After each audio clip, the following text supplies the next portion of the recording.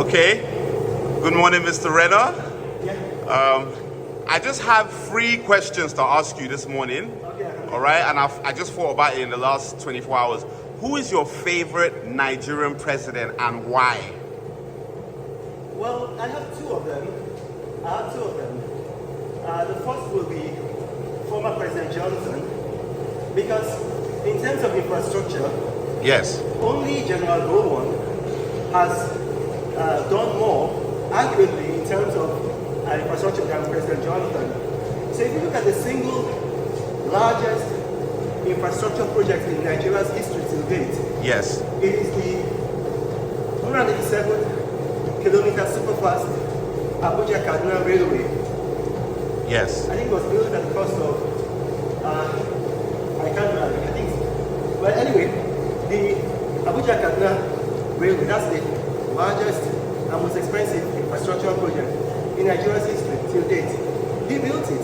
Yeah. And then if you look at it in terms of oil and gas, you see that the Escravos gas to liquid project, Yes. which is the single largest infrastructure project in our oil and gas industry, Yes. was under him. Yes. And then also, he supervised Nigeria's greatest explosion of wealth, Yes. such that, according to CNN Money, we were the third fastest growing economy by the time he handed over in 2015. That's in the whole world. Yes. Only China and Qatar were ahead of us. Yes. And then according to the United Nations Human Development Index, Yes. Nigeria saw her highest increase in life expectancy Yes. under former President Jonathan from 47 to almost 52 years. Okay. So, if you look at what he's done, education was his focus. Yes. But before him, different governments were giving the highest budgets to defense and to other things. He was the first president in a long time, probably forever, but since I don't have those details, I'll just say in a long time, Yes. to have given education the highest sectoral allocation in the Okay. budget. And then you see that for 4 years, there was naira stability Yes. at 150 naira to $1 Yes. for 4 years. Yes. Then in the 5th year, when there was a global slump in the price of oil, Yes. it went from 150 to 190. Yeah. And then, if you look at him, he was able to build up a genuine, Yes. not fake, genuine foreign reserves. So you see, he had over foreign reserves of almost 30 billion to General Buhari.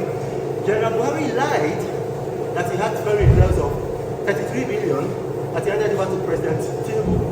But you see that JP Morgan Chase has exposed him to be a fat liar. Wow. There's only 3 billion, 10% of what he said. So you didn't see all of those things with President Jonathan. And the sad thing is, when he left office, people in the Buhari administration and Buhari himself said to lie against him and to attack him.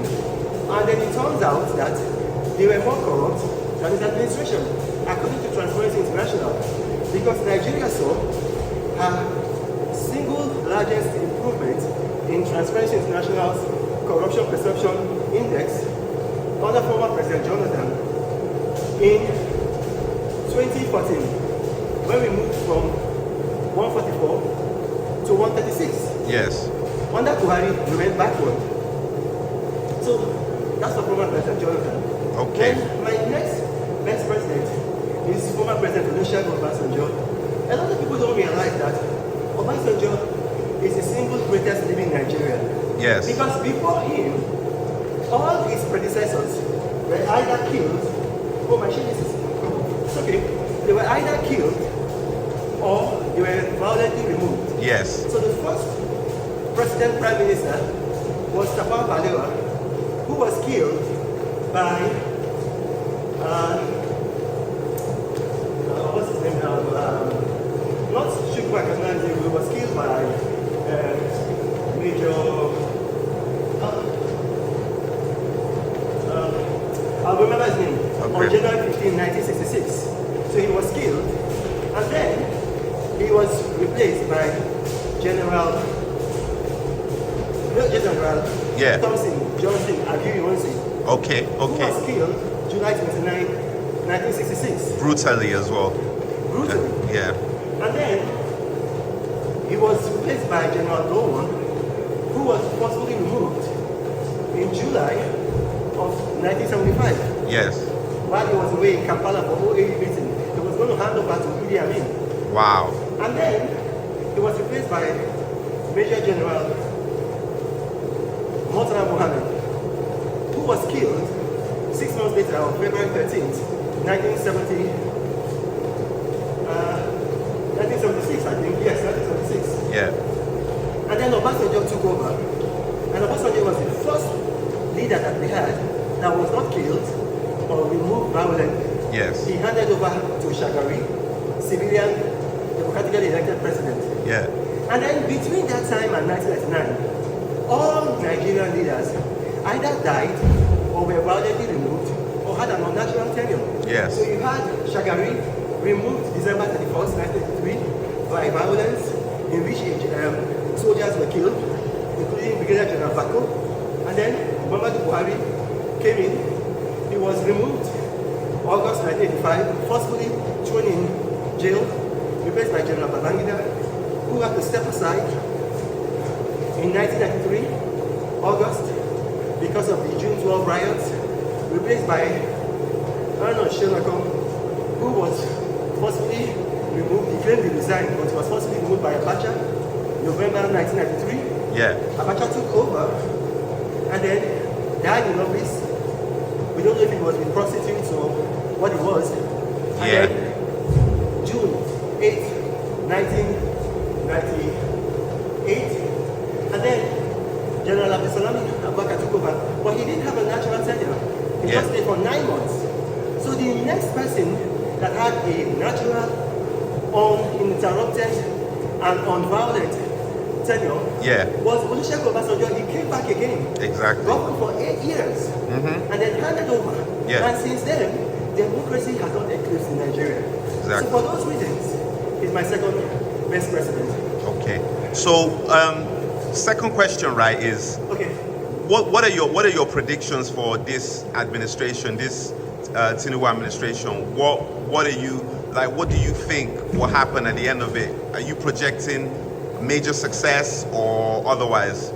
Tinubu is going to have major economic success. Yeah. He has what it takes Yes. for major economic success. We're already seeing it already. Yeah. There's going to be pains because he's removed, or rather, he has continued the removal of fuel subsidy, Yes. electric subsidy, and not all these other things. So, you know, there's going to be growing pains. When you win a child will cry, and because they still want to suck that breast. Yes. But he's already had major success. You see that our credit rating has gone up. Yes. You see that now the naira is being floated. Yes. So we are not defending it in Of our course. foreign reserves. Yeah. So our foreign reserves can grow. We are now also seeing there that for the first time we are now saving. Before, all of the money we used to get from oil used to be shared. Yeah. And then also, we are no longer spending 90% of our resources to service debt. Yes. So we already see some success. Okay. Obviously, people like obedience, of which you are obedient, they are not going For to say sure. anything good in Bola Tinubu. Yeah. Never. No matter what. If Bola Tinubu walks on water, you'll say, see, the man, he knows a big fly. So there's going to be nothing that he will do that will convince them. Yes. And you know, so okay, so, I mean I have one more question, right, to ask you, but but you can comment. You can, but I wanted to add that Yeah. honestly, I had no idea about how efficient and just how Bola Tinubu was. I was very unaware. I'm not gonna lie, as an obedient. Should I say maybe I don't want to say ignorant, but I didn't have much information. But now that I've obviously been watching and reading, I can see that Bola Tinubu is definitely someone that stands out and he's definitely a great man. But Atiku would have been better. Atiku, Atiku would okay, have been much better because okay, Atiku had plans. Atiku was the most prepared presidential candidate in Nigeria since history. So Atiku would have also removed the fuel subsidy. Yeah. But the palliatives, Yeah. the cushioning measures, the human face, yes, Atiku was prepared for that. yes, So he already had not just general plans.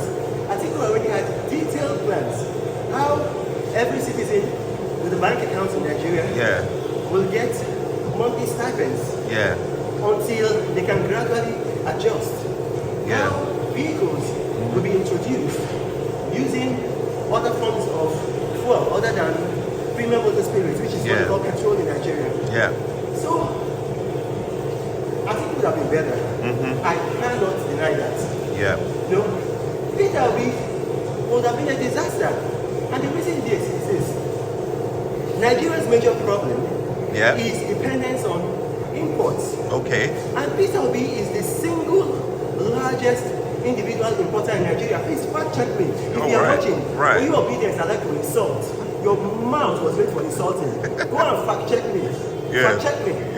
If I'm lying, I give you $10,000. Come. I'm saying it here. Otherwise, maybe my papa bought me. Anyway, so if you look at what he said during the campaign, is that he will remove all and every restrictions for importing.